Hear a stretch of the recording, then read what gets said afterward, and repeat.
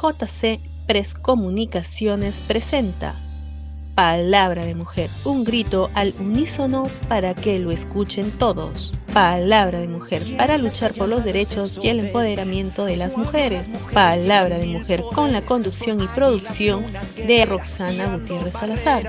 Dirección y producción general, Javier Cárdenas Matos. ¿Quién inventaría tanta tontería? Son mágicas flores de acero que piensan primero en los demás. No tienen miedo a caer, pues saben sacudirse. Amigos de Palabra de Mujer y la 97, es un placer estar nuevamente con ustedes. Hoy me acompaña nuevamente mi compañera, la abogada Violeta Oliveras. Bienvenida, Violeta, ¿cómo estás? Gracias, Ros. Aquí con una semana recargada de noticias y bueno, darle las gracias a los radioyentes de Palabra de Mujer. Y empezamos este bloque pues para comentarles que el presidente Vizcarra lidera el acto de bicentenario del desembarco de la Expedición Libertadora, ¿no? Bueno, como sabemos que el desembarco de la Libertadora del general Don José de San Martín en la bahía de Paracas, ¿no? Con la que constituyó en sí ya el inicio de una serie de episodios de la historia peruana y que condujeron a la independencia del país, ¿no? Un 8 de septiembre de 1820, sale de Valparaíso, ¿no? El 20 de agosto con una flota de 25 naves. Y bueno, por otro lado, el jefe de la presidencia del Consejo de Ministros, Walter Martos, resaltó que el gobierno pues tiene la certeza de que no prosperará la censura en contra de la ministra de Economía, ¿no? Realmente indica que necesita al menos un 25% del pleno, es decir, más o menos 33 adhesiones, ¿no? Y por otro lado, la ministra de Salud, Pilar Macetti, pues ya anunció el retiro de la hidroxicloroquina, ¿no? De la guía de tratamientos para pacientes de coronavirus. El expresidente de Salud, Víctor Zamora, saludó este anuncio por parte de la MINSA y que haya anunciado realmente el retiro, pues, ¿no? Asegura que tiene efectos secundarios, ¿no? Y como sabemos, sí tiene efectos secundarios, pues, ¿no? A veces son mortales, ¿no? Dependiendo del ritmo cardíaco, si son ingeridas en dosis elevadas, también tenemos daños hepáticos, renales y células nerviosas, ¿no?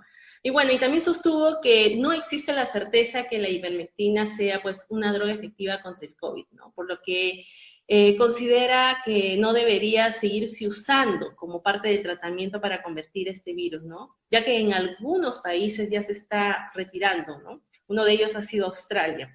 Y bueno, y el decreto de urgencia que facilita el marco legal para el pago adelantado de vacunas contra el COVID-19, ¿no? Y además que tenemos otra noticia, que el laboratorio sueco-británico AstraZeneca y la Universidad de Oxford ya suspendieron en Estados Unidos la fase 3 prueba de su vacuna, ¿no? Debido a que ante la sospecha de una reacción grave en participantes, ¿no? Que se ha llevado al Reino Unido.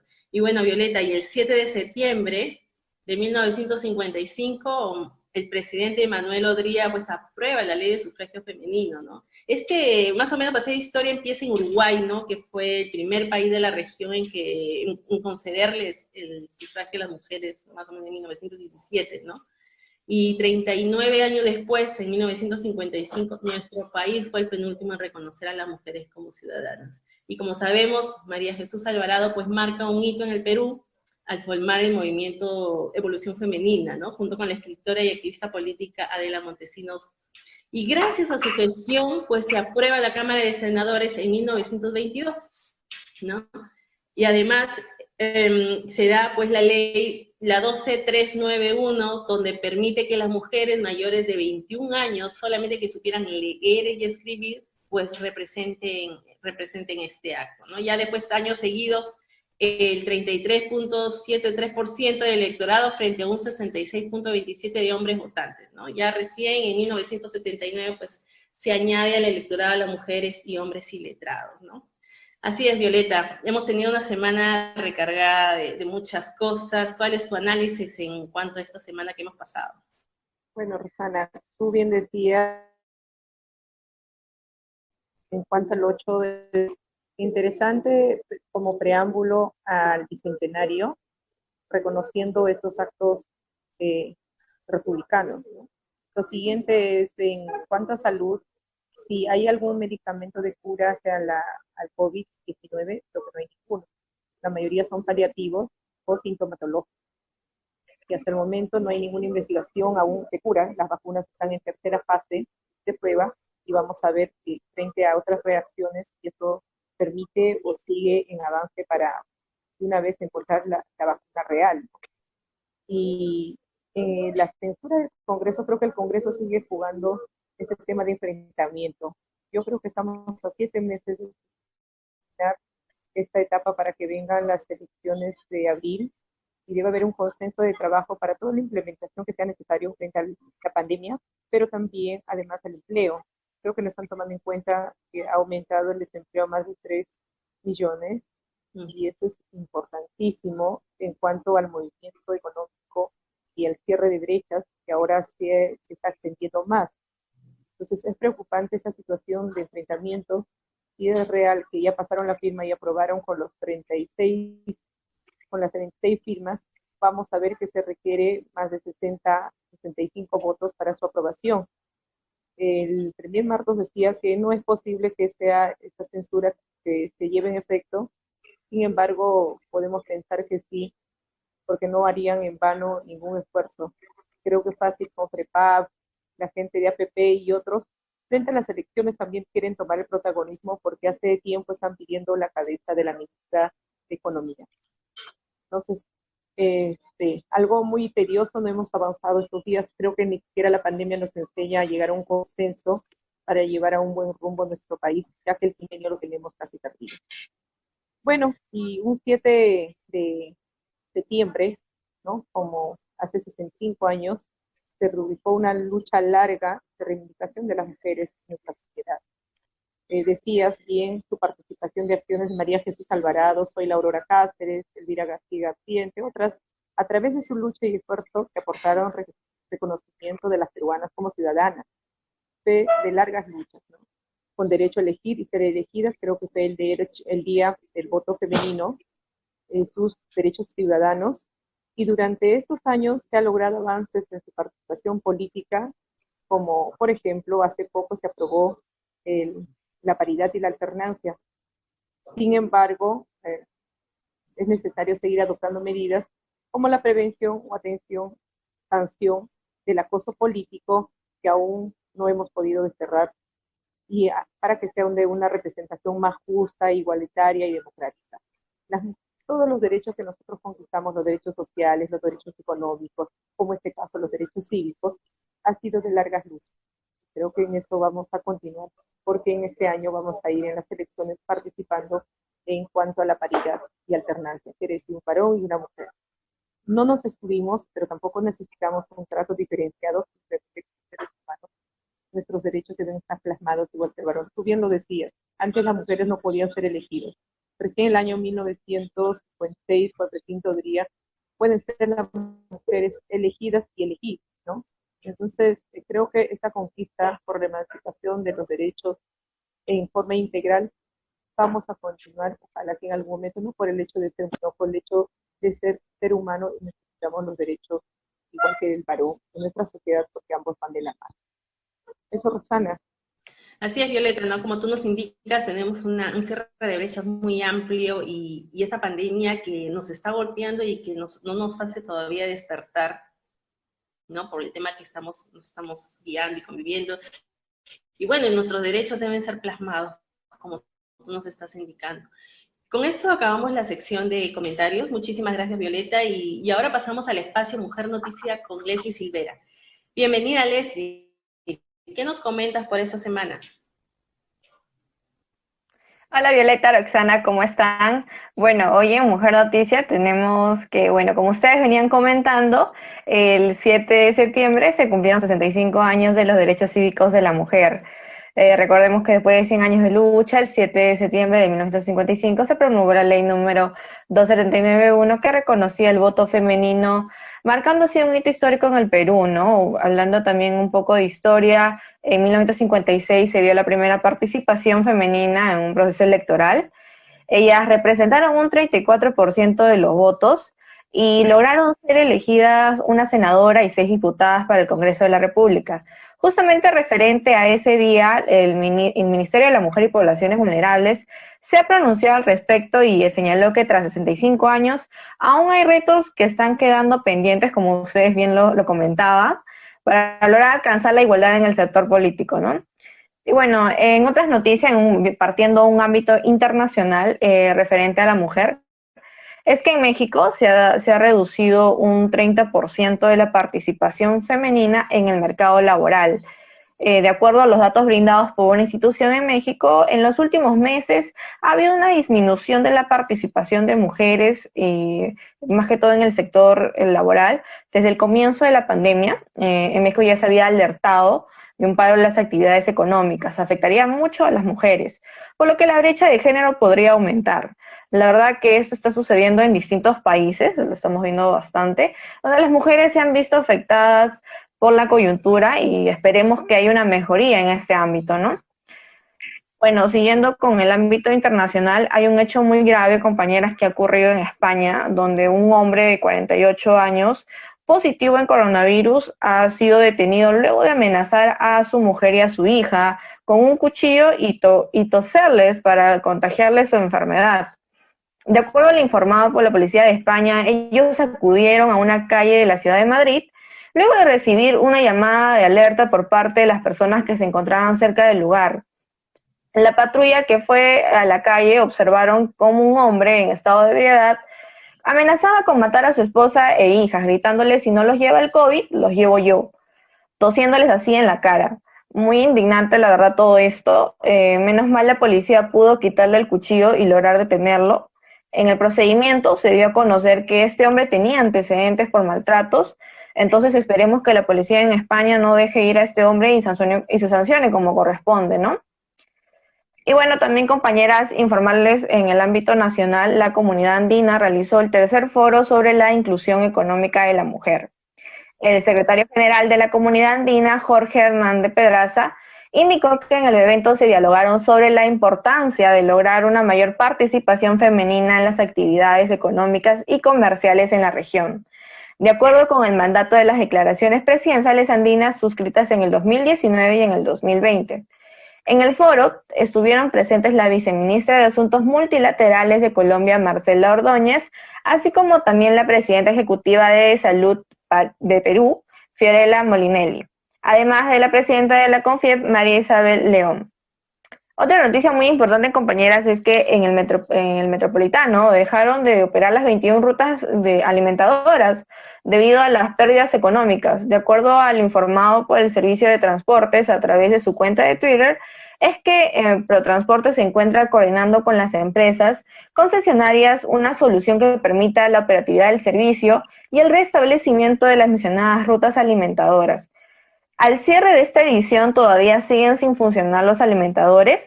Esperemos que ese problema se haya solucionado. Y bueno, la verdad, compañeras, esa suspensión de los servicios ha sorprendido a muchos ciudadanos que esperaron en los paraderos y se dieron con la sorpresa, ¿no? Pues el comunicado se dio ese mismo día, cuando podría haber sido días anteriores, y de esa forma las personas pudieran haber tomado sus precauciones. Así es, Leslie, ¿no? Tenemos un reto pendiente para lograr la igualdad, como tú estabas indicando, en el sector político, y bueno, por el otro ámbito, las mujeres todavía seguimos siendo golpeadas por la participación en este sector que es laboral, no solamente en México, sino también todo en América Latina, ¿no? Y bueno, busquemos, ¿no? Espero que busquen una solución realmente al tema de lo que es los alimentadores, porque como tú dices, nos ha sorprendido a todos, ¿no? Hemos estado paradas ahí y no sabíamos. Claro, no ha habido una buena difusión. Bueno, gracias, Leslie. Con esto acabamos las noticias. Para más contenido, visítanos, dale me gusta y síguenos en nuestra página de Facebook, Palabra de Mujer. ¿Quién las ha llamado el sexo débil? Y ahora pasamos al panorama de la semana. Y comenzamos con los temas sociales. Dentro del ámbito social global, los casos de coronavirus ya ascienden un total de 27 millones de positivos, ¿no? Mientras que el número de fallecidos ya suman los 897,000, ¿no? Según conteo de la Universidad de Johns Hopkins. aún no existe la cura, como ya también habíamos comentado con Violeta, para esta enfermedad, pues, y el Perú es el quinto país con más casos en el mundo, ¿no? Ya estamos ascendiendo a los 691.575. Y en cuanto a fallecidos, pues ya sumamos más de 30.000. Por otro lado, MINSA ha implementado un programa de recuperación post-COVID, ¿no? Esto lo hace con la finalidad de tener la continuidad del proceso de reinserción social y una mejora de calidad de la vida de post-COVID-19. Por otra parte, también la red asistencial de Loreto del Seguro Social, ¿no? Reportó una disminución del 50% en nuevos casos de positivos. También se habla de que el empresariado local, esto lo estamos hablando en tema de rubro alimenticio, con la Municipalidad de Miraflores y el Ejecutivo, han coincidido la necesidad de implementar un sistema integral de fiscalización, ¿no? Para que garantice el adecuado cumplimiento del plan de vigilancia, prevención y control en el tema de los repartidores de comida, ¿no? Que yo creo que es un tema muy importante y que deben de fiscalizarlo. Y bueno, tenemos también un plan de operaciones que se llama Fiscalizando por la Salud 2020, que también ha tenido resultados muy, muy importantes, ¿no? Y de alerta sobre todo, ¿no? Por la prevención de control de cumplimiento en normas de bioseguridad de locales comerciales, y esto se va para el lado de Lima Norte, para evitar la propagación, porque hemos tenido muchas noticias no importantes ahí que no han sido dables, ¿no? Y bueno, durante esta reunión virtual que ha tenido el ministro del Interior, que es Jorge Montoya, alcaldes, funcionarios, ¿no? Relacionado con la Municipalidad de Lima Norte, pues había informado que se habían intervenido más o menos 2.115 personas, entre ellos 57 menores de edad por incumplir normas sanitarias, ¿no? Y bueno, también les han puesto sus papeletas, ¿no? Que más o menos, esto ha sumado más o menos 1.050 papeletas educativas, y bueno, y se han detenido pues a 226 infractores. Así es, Violeta, todavía seguimos en esta coyuntura que no deberíamos de estar, ¿no? Pensando en como se dice, en multar, ¿no? ¿Por qué hacerlo, no? Como que todavía no aterrizamos y no nos damos cuenta del daño que muchas veces nosotros sin querer lo propagamos, ¿no? ¿Cuál es tu percepción, Violeta? Sí, todavía creo que hay bastante que hacer. O sea, no hay un trabajo articulado de las autoridades del gobierno nacional con el gobierno local, y eso hace de que este trabajo aislado de la policía y Serenazgo y otras autoridades no sea efectivo. Y además de no ser efectiva, es que se está duplicando funciones, pero sin mayor resultado. Vimos una intervención inadecuada, Tomás Bach, ahora que están interviniendo algunas reuniones sociales, pero no sé qué pasa con la población. Por eso insisto en trabajar la salud mental y la disciplina real. No basta con sanciones, sino también trabajar la salud mental y más comunitario, más focalizado, pero eso quién lo efectiviza, ¿no? Entonces creo que las autoridades locales tienen que estar inmersos en ese trabajo articulado, y cada distrito, por ejemplo, aparte de su alcalde, tiene las comisiones necesarias para ese trabajo dentro de sus regidores, y eso tiene que trabajar con la Fiscalía, que prevención del delito, la Policía Nacional, la Defensoría del Pueblo, tantas instituciones que están dentro de una localidad. Entonces, además de que en la televisión de estar pasando todos los días cuantos más asaltos o muertes, yo creo que debe haber un trabajo de comunicación ideal, ¿no? Como la semana pasada, por ejemplo, aparecía que unos amigos se ponen a tomar en la esquina, ¿no? El gobierno está lanzando esa campaña, ¿no? Se ponen a tomar y dice, no seas cómplice. Pero, ¿qué quiere hacer? ¿Qué quiere decir con eso? Es que se ponen a tomar, mire ese ejemplo, ¿ah? Un grupo de amigos se pone a tomar y todos debaten y dicen, bueno, que no pasa nada, con nosotros no pasa nada, el COVID pues, no es con nosotros. Uno de ellos llega a la casa, hay un adulto mayor, transmite, ¿no?, el virus, el adulto mayor llega en emergencia, urgencia, y hay que esperar, y dice, si vas a salir a compartir, pregúntale a tus padres o tus abuelos cómo quieren morir. No es la idea. O sea, estás con una pésima invocación a la población, el que hacer como ciudadano. debe haber otro mensaje más claro, ¿no? Para sensibilizar a la población, porque ya esto es un tema de salud mental y además de orden, que la ciudadanía tome conciencia de esta pandemia. Entonces, las autoridades además tienen que jugar su rol, es muy importante. No basta con publicar, hay que manejar. Ninguno de esos 3 o 4 propagandas que han salido, la publicidad del Estado, es efectiva. Y tiene que ser también focalizado generacionalmente. Los chicos de 15 para abajo entienden una cosa, de 15 a 30 otra, y los adultos mayores otra cosa. Entonces, además en esa propaganda que decía, no visites a tus padres que son sensibles de tercera edad, o sea, que los hijos los dejamos abandonados. Le dices no trabajes, no salgas, encima lo dejas encerrados en la casa. No es la lógica, sino que hay que manejar el protocolo necesario, como son las 3 cosas básicas, ¿no? El distanciamiento, el uso de mascarillas y el lavado de manos. Y mantener nuestra distancia, que es lo más importante cuando uno va. Además, solo un ejemplo, cuando van al mercado, todo el mundo se le antoja ir antes de las 11 de la mañana. ¿Qué pasa si vas a las 3, 4 de la tarde cuando hay menos gente? También es un tema de tu programación personal, ¿no? Tienes que cambiar ese chip que solo se puede hacer mercado a esas horas. Entonces, tiene que haber cambios, pero de esos cambios tiene que ser la persona, el ciudadano consciente.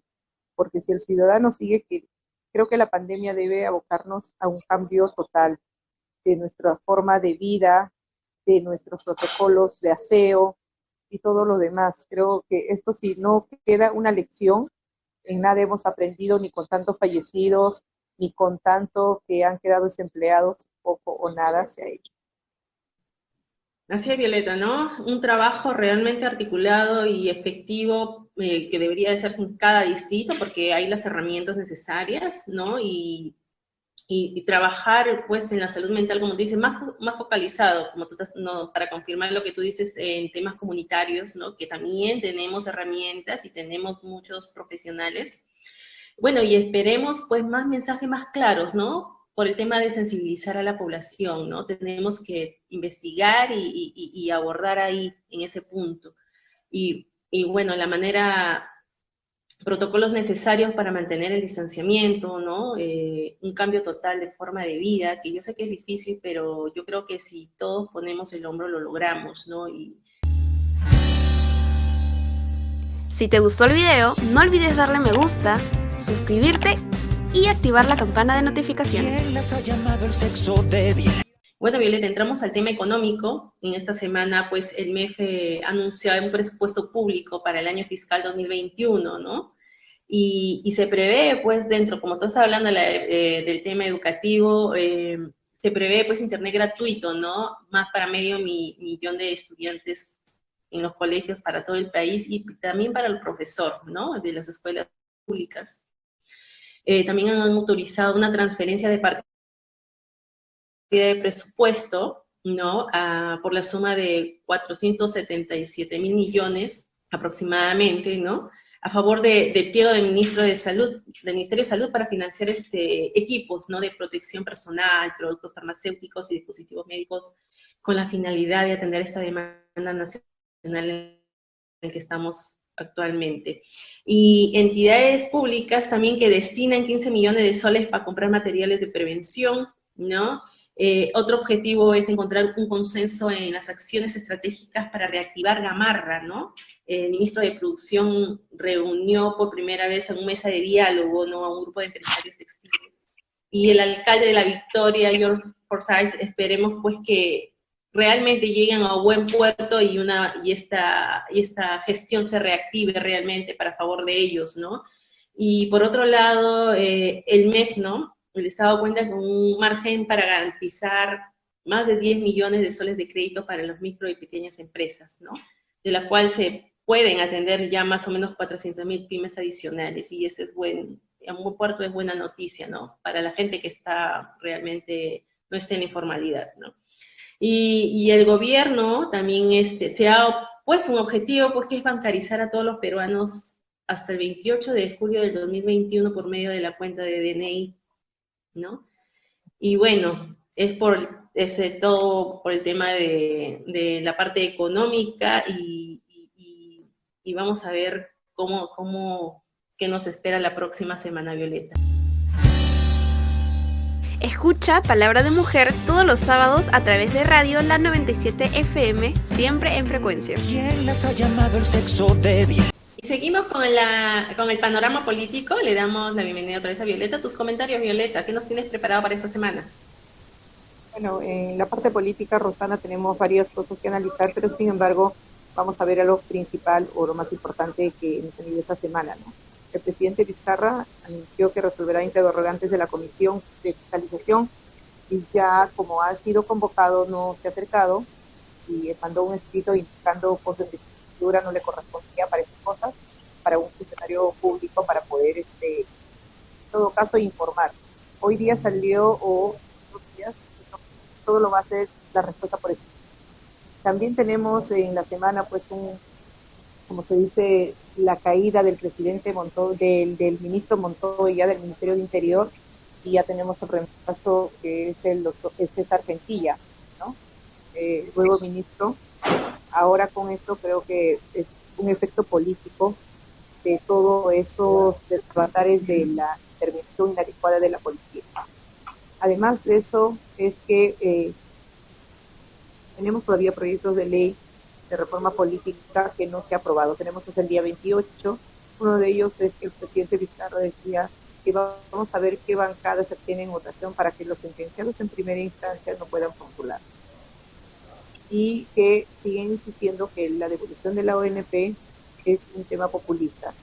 Además, exhorta al Congreso a ratificar, ¿no?, la norma para impedimentos para postular y el decreto de urgencia que brinda como marco legal para la atención vacunas contra el COVID, y también el estado de emergencia que dijo que hasta septiembre iba a ser focalizado en algunas zonas.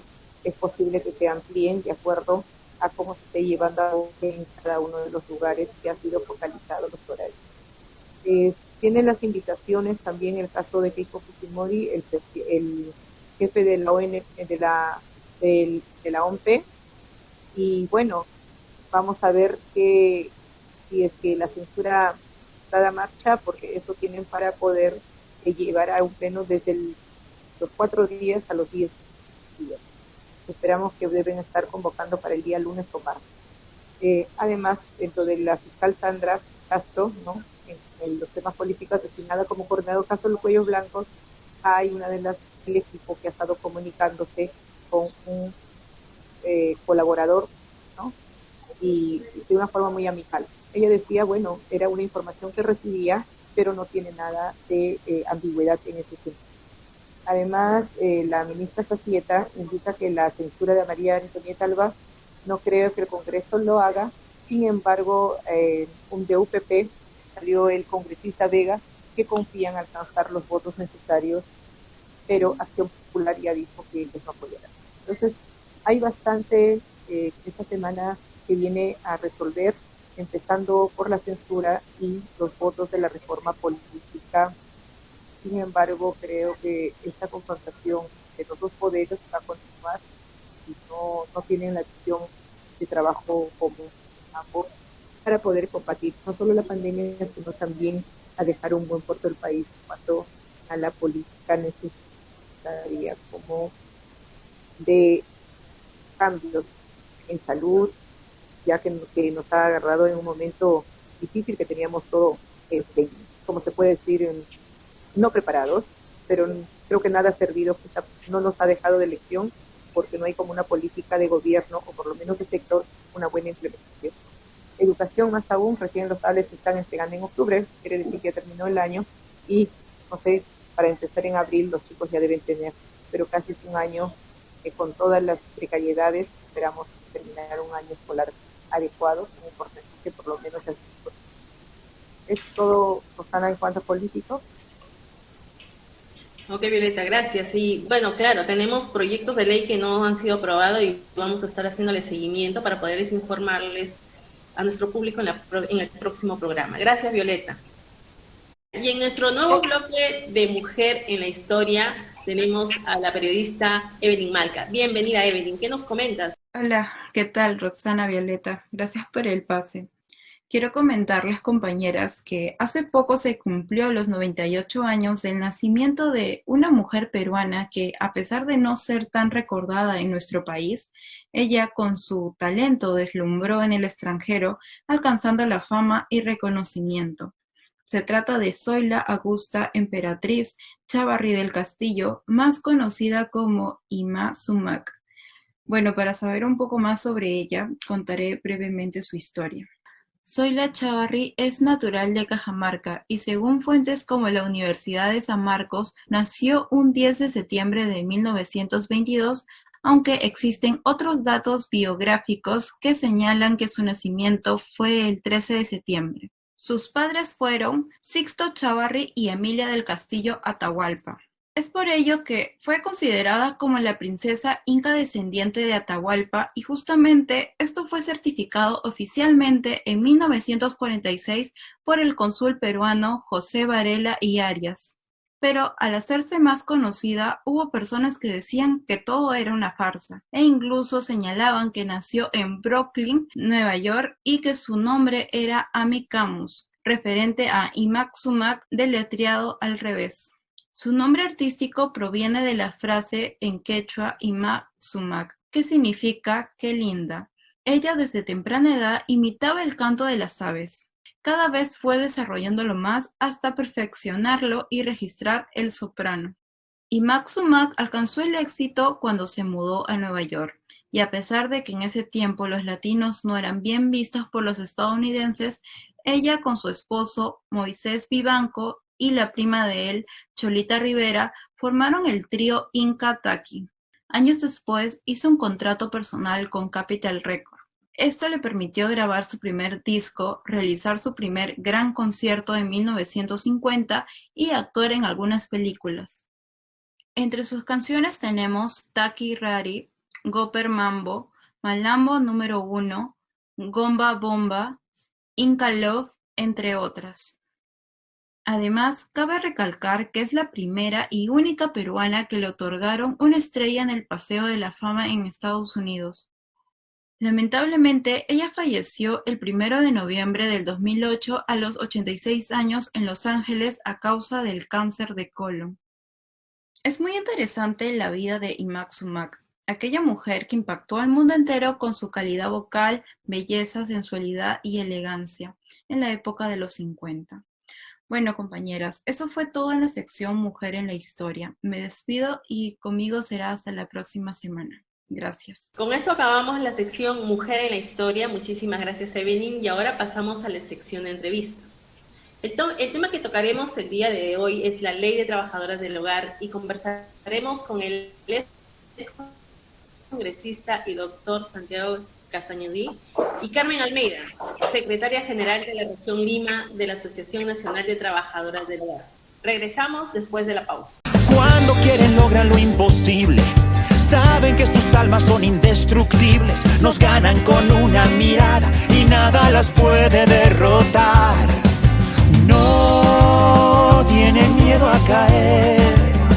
El 5 de septiembre, en el Congreso de la República, se llevó a cabo el primer Pleno Mujer para tratar el tema de las trabajadoras y trabajadores del hogar. Con 119 votos a favor, 1 en contra y 0 abstenciones, se estarían modificando las medidas del trabajo doméstico remunerado, que estipula una jornada laboral de 8 horas diarias o 48 horas a la semana y un sueldo establecido por acuerdo libre de ambas partes. Además, el trabajo llevado a cabo fuera de la hora pautada será remunerado extraordinariamente. Por una igualdad para todas nosotras. Comencemos por casa. Esta aprobación víspera del proyecto de ley incluye que el trabajador del hogar pueda desempeñar sus labores con residencia o sin residencia en el domicilio. Esto será de acuerdo al contrato que se realizará entre los trabajadores del hogar y el empleador. El contrato escrito además debe contar con las especificaciones sobre las condiciones de entrega de alimentos, uniforme o de alojamiento cuando corresponda, la fecha de inicio del contrato y forma de prestación del trabajo, la jornada y horario de trabajo, el monto, el medio de pago de la remuneración y el día acordado como descanso semanal. Luego de realizarse el contrato, el empleador deberá registrarlo en el aplicativo o página web del Ministerio del Trabajo y Promoción del Empleo, donde será aprobado en un plazo máximo de 3 días hábiles. Este proyecto de ley precisa también que la edad mínima para realizar estas labores será de 18 años y que la trabajadora o trabajador del hogar tendrá derecho a vacaciones de 30 días por cada año de trabajo. Esta ley también prohíbe los actos discriminatorios que afecten la dignidad de los trabajadores y en el caso de las trabajadoras del hogar se garantizará su protección desde la etapa de gestación, prohibiendo el despido por motivo de maternidad y otorgando el descanso pre- y postnatal conforme al régimen laboral de la actividad privada. Respecto a ello, la ministra de la Mujer y Poblaciones Vulnerables, Rosario Zacieta, destacó la labor normativa del Congreso en materia de igualdad de oportunidades que las trabajadoras del hogar deben tener de hoy en adelante, con la finalidad de reducir las brechas de discriminación y vivir un país igualitario. Hasta ahora, el trabajo doméstico remunerado era definido por la Ley número 27986, dado en el año 2003, el cual disponía beneficios similares a los trabajadores del régimen general, pero siendo reducido a un 50%. Y regresamos con nuestra entrevista. Estamos con el excongresista y doctor Santiago Casañaudi y Carmen Almeida, secretaria general de la región Lima de la Asociación Nacional de Trabajadoras del Hogar. El tema que vamos a tocar el día de hoy es la Ley de Trabajadoras del Hogar. Muchísimas gracias por la entrevista. Vamos a tocar un tema tan importante y analizar este contexto en esta coyuntura de pandemia. Buen día y muchas gracias, doctor Santiago y Carmen. Buenas noches. Muchas gracias también por la oportunidad. Y el Congreso de Trabajadoras del Hogar donde establece un sueldo y una edad mínima para desempeñar el trabajo, ¿no? Además de un periodo de vacaciones, como lo tenemos ya, como lo sabemos. Al margen de la ley, doctor, ¿conviene para ellas esta ley en esta coyuntura sanitaria? Mira, yo siempre he creído que todo lo que significa reconocer derechos es bueno para las personas, ¿no? Yo creo que tenemos que mirar los derechos fundamentales en un sentido de progresividad. ¿Qué significa progresividad? Que el ser humano, en la medida que avanza culturalmente, también avanza en el reconocimiento de sus derechos.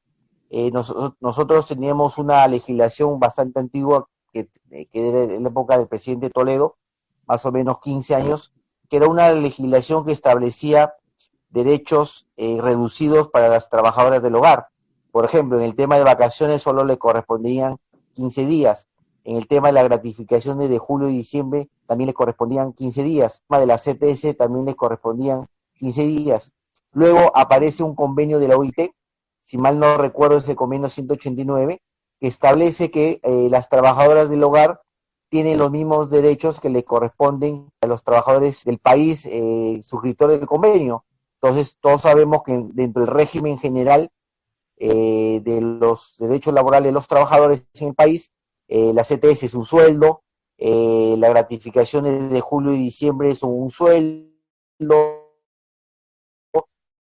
las vacaciones también son de un sueldo, tenemos una remuneración mínima que está en el orden de los 930 soles mensuales, tenemos como jornada máxima de las 8 horas diarias o 48 horas semanales. Entonces, lo que se ha hecho es justamente dar cumplimiento a lo que ya establecía en este convenio colectivo, en este convenio de la OIT, en el cual el Perú lo ha ratificado recién, me parece, hace un par de años, ¿no? Entonces, no es que se esté creando algo nuevo, ¿no? O sea, se está implementando lo que ya establecía este convenio de la OIT y que el Perú de manera autónoma y de manera soberana lo había ratificado, ¿no? Para mí, yo estoy de acuerdo con esta ley. Ahora, es cierto también que el sector de las trabajadoras del hogar también es un sector informal. Yo creo que aquí cabe primero dos cosas. Primero, sensibilizar a los empleadores de los derechos que tienen las trabajadoras del hogar. En una sociedad moderna, estas relaciones son relaciones laborales regidas por el derecho laboral, aquí no hay ninguna relación de carácter, digamos, de vasallazgo, porque eso es premoderno, ¿no? Entonces, y como toda relación laboral, hay que respetar los derechos laborales y de la seguridad social. Entonces, primero, como te decía, hay que sensibilizar a los empleadores de que nuestras mujeres que trabajan en las casas tienen derechos laborales.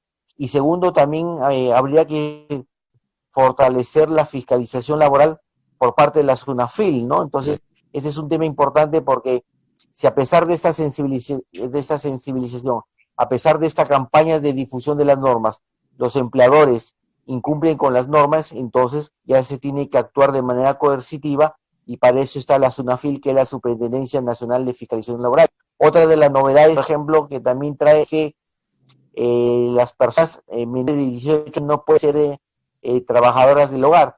Y esto porque cuando son menores de edad se ven expuestas, digamos, a acoso sexual, violencia sexual. Entonces lo que ha querido la norma es justamente evitar este tipo de situaciones que puede ir en contra de las trabajadoras del hogar. Y finalmente se está estableciendo que los contratos tengan que ser por escrito. Y también se le recordar que esto fue aprobado el último sábado a través de un pleno mujer, un pleno de género en el Congreso de la República, pero todavía no ha sido promulgado por el Poder Ejecutivo, ¿no? Todos sabemos que el Poder Ejecutivo tiene 15 días, pero entendemos que el Poder Ejecutivo tiene que finalmente promulgar y publicar la ley, porque como te digo, no es que se esté creando algo nuevo, simplemente se está implementando un convenio de la OIT en el cual el Perú es signatario. Para hacerle una consulta, usted en cuanto a todo esto, hay novedades en cuanto al salario, ¿cierto? Antes eran los pagos en realidad condicionados por el empleador, pero ahora sí tenemos unos topes. Sí, lo que pasa es que antes de la aprobación de la ley y antes también del convenio colectivo, se establecía que el salario iba a quedar al acuerdo entre el empleador y la trabajadora. Con esta norma y también con el convenio colectivo se establecen que es la remuneración mínima vital.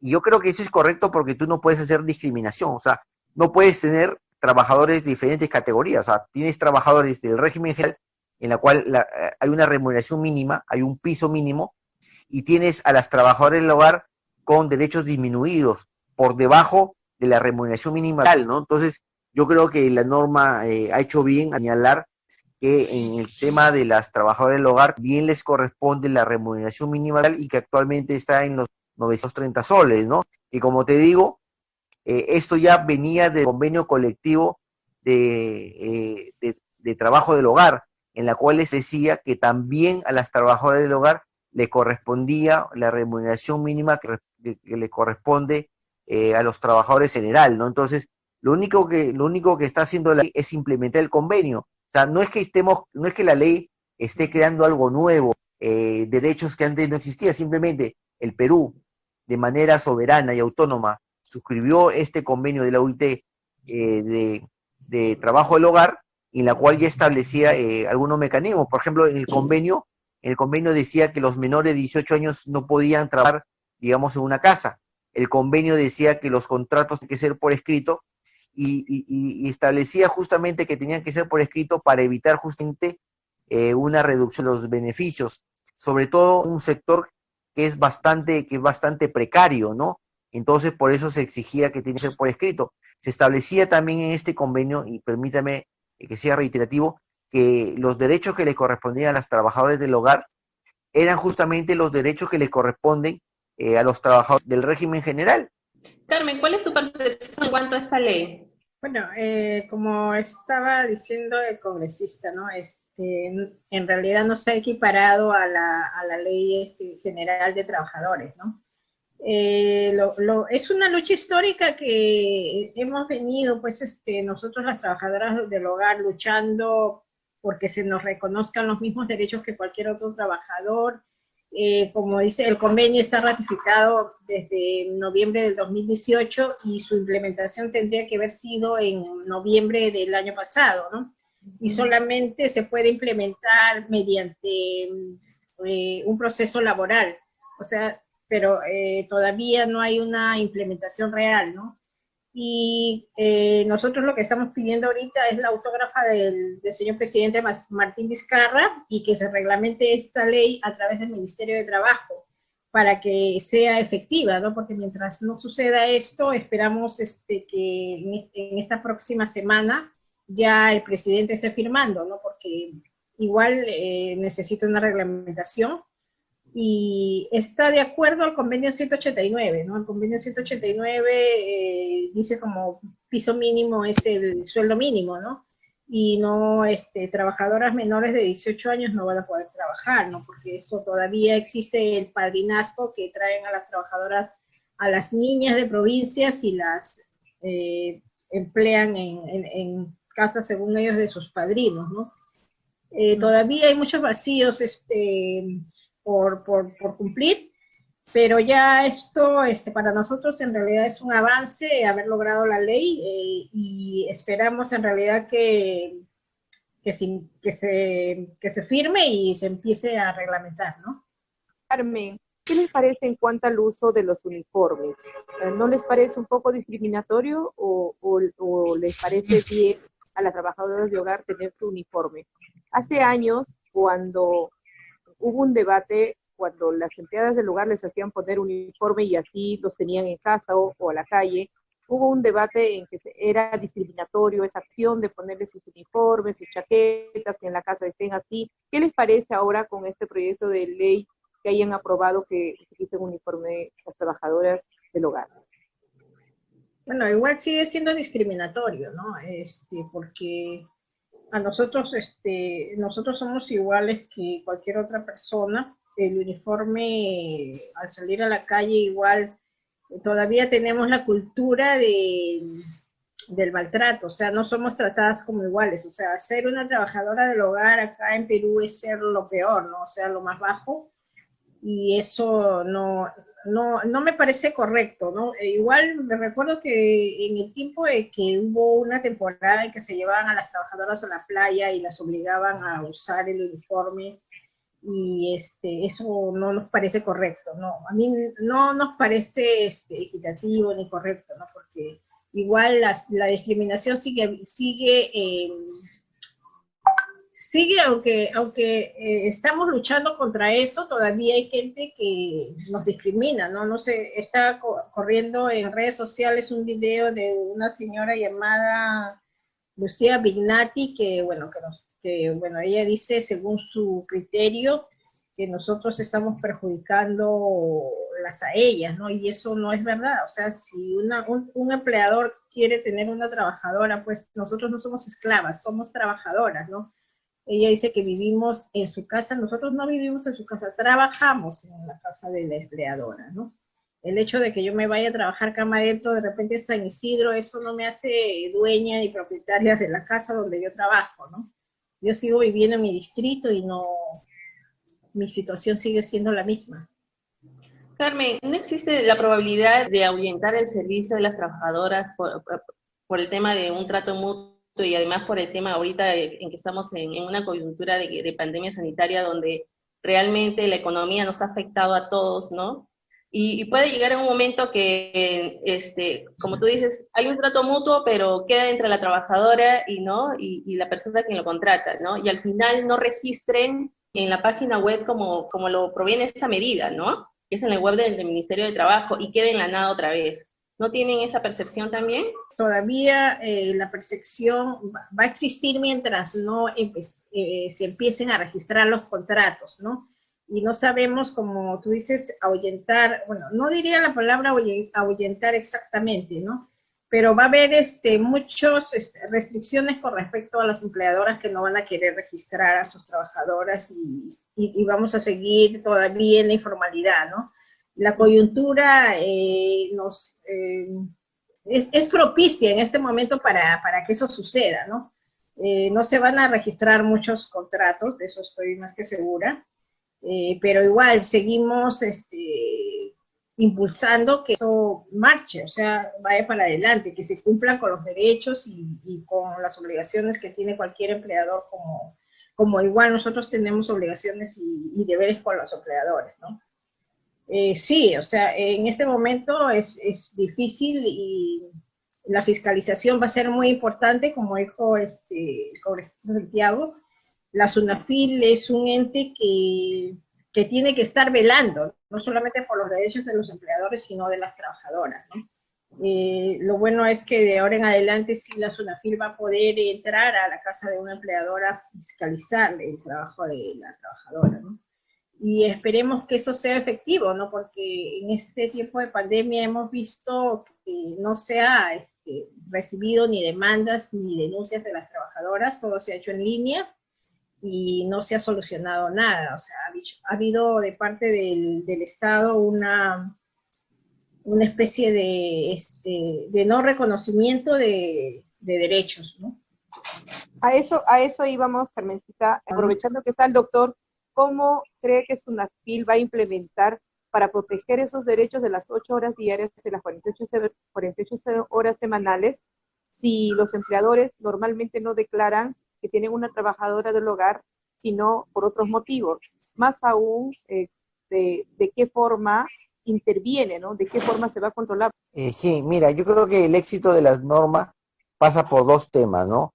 Primero, por una campaña de información, por sensibilizar a la sociedad peruana, decirles que el trabajo del hogar es una relación laboral, hay que tratarla de manera moderna, que la relación del trabajo del hogar no es una relación de hallazgo o de padrinazgo, como bien nos dijo Carmen. Ese es un concepto premoderno. Yo creo que el Perú aspira a ser un país del primer mundo, y para eso es importante reconocer derechos laborales, y las trabajadoras del hogar son trabajadoras y le corresponde los derechos que le corresponde a cualquier trabajador en nuestro país. Ahora, eso por un lado, esta campaña de sensibilización, esta campaña de información. Por otro lado, va a ser importante también la labor de fiscalización que va a tener SUNAFIL. SUNAFIL, como sabemos, es la Superintendencia Nacional de Fiscalización Laboral, es la entidad del Estado que se encarga justamente de garantizar y fiscalizar que los empleadores cumplan con las normas sociolaborales. Y dentro de las normas sociolaborales están justamente las obligaciones y deberes que tienen todos los empleadores con respecto a sus trabajadores: ponerlos a anilla, celebrar contratos, que no trabajen menores de edad, cumplir los beneficios sociales como la CTS, también las normas de seguridad y salud en el trabajo, porque al ser el domicilio un centro de trabajo, también el empleador tiene que darle algunas seguridades para que justamente las trabajadoras no se vean perjudicadas ni en su seguridad ni en su salud. Entonces, tenemos que comenzar a mirar estas relaciones, porque son relaciones de trabajo, no son relaciones de vasallazgo, no son relaciones de opresión. No, acá no existe un tema de esclavitud, no, estas son relaciones de trabajo. O sea, quien contrata a una trabajadora del hogar tiene que asumir obligaciones y deberes con ella, y el Estado es el llamado justamente a fiscalizar, y en caso de incumplimiento tendrá que imponer las sanciones. Ahora bien, como quiera que también son hogares donde hay algunos derechos que le corresponden también a los empleadores. Por ejemplo, en caso de que el inspector de trabajo quiera ingresar y le sea rechazada el ingreso, el inspector tendrá que ir a la vía judicial para obtener una autorización de un juez que le permita ingresar al centro de trabajo y verificar, por ejemplo, que el empleador esté cumpliendo con las normas sociolaborales, que esté incumpliendo con la jornada de trabajo, que esté pagando la remuneración mínima vital, que no haya una menor de edad. Es decir, son obligaciones que tenemos que aceptarlas, ¿no? Y por si acaso, o sea, no es una cosa solo del Perú, porque como decíamos, este es un tratado internacional que ha sido aprobado en el marco de la OIT, que es el convenio 189, es decir, la comunidad internacional está reconociendo a estas relaciones laborales. Entonces, Perú, que siempre nos estamos que estamos creciendo económicamente, salvo en esta época de pandemia que es un poco complicados económicamente, entonces debemos comenzar a reconocer y también reconocer que nuestras trabajadoras del hogar son trabajadores. Aquí hay una relación de trabajo, de respeto, y digamos que en la cual rige el trato de trabajo como cualquier otro trato de trabajo, y por eso no debemos discriminar, y todos los principios y derechos fundamentales que establece la Constitución para cualquier ciudadana o ciudadano también se le debe aplicar a una trabajadora del hogar. Es lo que se llama los derechos específicos y los inespecíficos, es decir, los derechos propios de la relación laboral, pero también los derechos que le corresponden a cualquier ciudadano de este país. Por ejemplo, el derecho a la no discriminación, el derecho al buen trato, por ejemplo, se ha reconocido el derecho al embarazo. No se puede despedir a una trabajadora del hogar, por ejemplo, poniendo como cosa el embarazo o por ejemplo la lactancia. Entonces, en este caso, el despido es nulo y la trabajadora podrá iniciar un proceso ante el Poder Judicial a su reposición. Entonces, yo creo que medios de comunicación como lo de ustedes es importante porque ya nos permite ir sensibilizando a nuestra relación y decirle, ojo, que aquí hay una relación de trabajo. No es una relación de vasallazgo, de padrinazgo. Acá, o sea, no es una relación premoderna, es una relación de trabajo y hay que respetar los derechos laborales que establece el convenio, establece la ley, que establece la Constitución del Estado, ¿no? Así es, ¿no, doctor? Como usted indica, una campaña de información de sensibilidad, ¿no? Más como una relación laboral y no padrinazgo, totalmente de acuerdo con el concepto posmoderno. Y bueno, y la importancia de fiscalización, ¿no? En vacaciones, sobre todo en las normas de seguridad, ¿no? Porque muchas trabajadoras del hogar no se sienten seguras dentro del ambiente de trabajo, ¿no? Y comenzar realmente una relación de trabajo realmente, ¿no? Bueno, quedan muchos vacíos, ¿no? Pero es importante que ya se empezó con este reconocimiento, ¿no? ¿Algo más que comentar, Carmencita? Sí, o sea, si ya el Congreso ha aprobado la ley y todavía aún el presidente no la firma, pero todavía podemos empezar haciendo la información, o sea, ya SUNAFIL, Ministerio de Trabajo ya puede empezar haciendo una campaña de información, ¿no? A las trabajadoras del hogar, o sea, ya podemos empezar con la información, ¿no? Porque ya sabemos que si es ley, igual en algún momento se tiene que reglamentar, ¿no? Entonces, y también estamos pidiendo que los empleadores sean solidarios con sus trabajadoras, ¿no? Porque en este tiempo de pandemia hemos visto el abuso que se está cometiendo. Muchas trabajadoras han estado trabajando 6 meses sin salida, ¿no? Porque el hecho de que la pandemia esté en todo sitio, eso no significa que porque la trabajadora salga va a regresar infectada por el COVID, ¿no? Porque así como ellas tienen su familia, nosotros tenemos las nuestras y queremos ver, ¿no? O sea, imagínate no ver a tus hijos 6 meses, o sea, a nosotros nos ha afectado nuestra salud mental, es algo en que no se está pensando en estos momentos, o sea, cómo hemos sido afectadas, no solamente moralmente, a muchas le han rebajado el sueldo, y esta ley la vamos a luchar para que se cumpla, pero también hemos visto afectada nuestra salud mental, ¿no? Estar en casa de una empleadora donde ella también está en su casa, entonces el trabajo ha aumentado y nuestra fuerza de trabajo también se ha visto incrementada, ¿no? Solamente, así como nosotros trabajamos ayudando a las empleadoras, ellas que sean solidarias con nosotros también. Eso estamos pidiendo en estos momentos, ¿no? Y bueno, y la implementación del convenio, ahora que se ha dado la ley, esperemos que se implemente totalmente. Bien interesante, Carmen. En realidad ahora creo que ustedes, no solo ustedes, sino que también el empleador puede tener la tranquilidad de la formalidad de trabajo, ¿no? De ambos de las partes, porque ya hay un contrato por escrito, tienen que tener una copia, no solo es la remuneración, sino también sus vacaciones.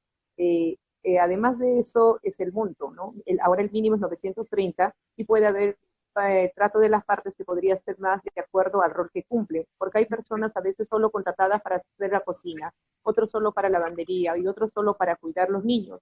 Entonces, hay trabajos y roles que cumplir que a veces son más tediosos o de mayor responsabilidad, ¿no? No es fácil cuidar a un niño. Yo creo que entre lo que cocina y cuidado del niño hay bastante diferencia, ¿no? Y creo que los empleadores también deben de alguna manera ser sensibilizados, porque si está en tu casa tiene que haber un trato más familiar, porque la persona que está en tu casa es como una familia más y va a estar al cuidado. Si son cuidadoras de niños, de acuerdo al trato que a veces reciben, también dan el trato a la persona que cuidan ellos. Creo que ahí hay que trabajar también bastante el tema de salud mental de las trabajadoras del hogar, pero también de los empleadores, que generen un poco más de solidaridad y empatía, porque es parte de la familia. Bueno, agradezco, Carmen, muy interesante, y solo quizás mi última pregunta es que ustedes de todo este proyecto de ley están de acuerdo enteramente, o hay algo que podrían sugerir, o quizás no estén de acuerdo completamente. No, en realidad sí estamos completamente de acuerdo, porque estos dictámenes se trabajaron con las organizaciones de trabajadoras del hogar, ¿no? Entonces está reflejada nuestra lucha y todos nuestros pedidos, y sí, estamos de acuerdo. Y solamente hacerles un pedido, pues, ¿no? A las personas que realmente buscan el servicio de una trabajadora del hogar, que ahora, como estamos en esta coyuntura, tenemos a alguien enfermo en casa, ¿no? Y el cuidado de un enfermo también se requiere de un profesional, ¿no? Y mucha con una persona, como en este caso, trabajadora del hogar, y realmente qué bueno que se esté dando esta ley y sigamos adelante, cumplir con las normas laborales y ser empáticos con ellas. Muchísimas gracias, gracias por los aportes al doctor Santiago y a Carmen Almeida. Muchísimas gracias, Violeta. Y bueno, llegamos al final del programa. Espero que hayan disfrutado de todo el aporte del equipo de Palabra de Mujer, y un fuerte abrazo para todas. Muchísimas gracias. ¿Quién las ha llamado el sexo débil? Cuando las mujeres tienen 1000 poderes, son águilas, lunas, guerreras.